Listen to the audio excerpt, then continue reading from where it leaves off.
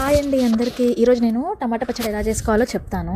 మనకి normally tiffins dosa, idli, మళ్ళీ మన అన్నంలోకి వేడి అన్నంలోకి ఎప్పుడైనా కర్రీ చేసుకోలేకపోతే ఈ పచ్చడి ఒక్కటి వేసుకొని తినేయండి, అన్నం మొత్తం తినేస్తారు. చాలా ఈజీగా చెప్పేస్తాను నేను. ప్రాసెస్కి వెళ్ళిపోదాము. ఫస్ట్ టమాటాలు, నేనైతే కిలో టమాటా తీసుకున్నాను.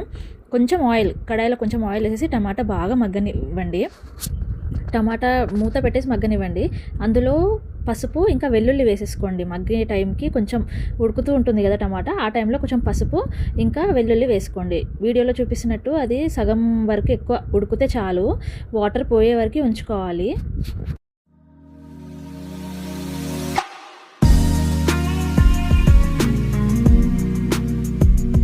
టమాటాలు మంచిగా ఉడికాక వాటర్ కొంచెం తగ్గిపోతాయండి. ఆ వాటర్ తగ్గాక మనం టమాటాలు స్టవ్ ఆఫ్ చేసి పక్కకు పెట్టేసుకుందాము. ఇప్పుడు ఇంకో కడాయిలో మెంతులు ఇంకా ఆవాలు వేయించి అవి కూడా చల్లారాక మిక్సీ పట్టేసుకుందామండి. ఇది మిక్సీ పట్టి ఫస్ట్ అది పౌడర్ అయ్యాక తర్వాత అందులో రాళ్ళుప్పు అంటారు కదా, దొడ్డుప్పు ఇంకా చింతపండు, కొంచెము మనకు కావాల్సినంత కారం, మన టేస్ట్కి తగ్గట్టండి. కారం కూడా కావాలంటే మీరు ఎక్కువ కూడా వేసుకోవచ్చు. తర్వాత ఇప్పుడు ఆ టమాటాలు చల్లారిపోతాయి కదా, అవి కూడా అందులో వేసేసి మంచిగా మిక్సీ పట్టేద్దాము. మిక్సీ పట్టాక ఇప్పుడు మనం పోపు వేసుకుందామండి. పోపుకి పల్లి నూనె వాడండి, చాలా టేస్ట్ ఉంటుంది అప్పుడు పచ్చడి. సో నార్మల్లీ పల్లి నూనె లేదనుకుంటే నార్మల్ ఆయిల్ కూడా వాడచ్చు.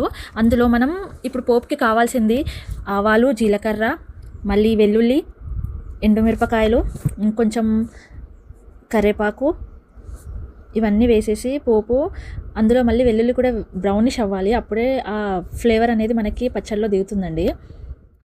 ఇవన్నీ బాగా వేగాక పోపు రెడీ అయిపోయాక, పోపు అంతా చల్లారిపోయాకనే మనం ఆల్రెడీ మిక్సీ పట్టి పెట్టుకున్న టమాటా పచ్చడి ఇందులోకి కలిపి ఉంచేసుకోవాలండి. ఇదంతా చల్లారాకే చేయాలి ఈ ప్రాసెస్ అంతా మనము.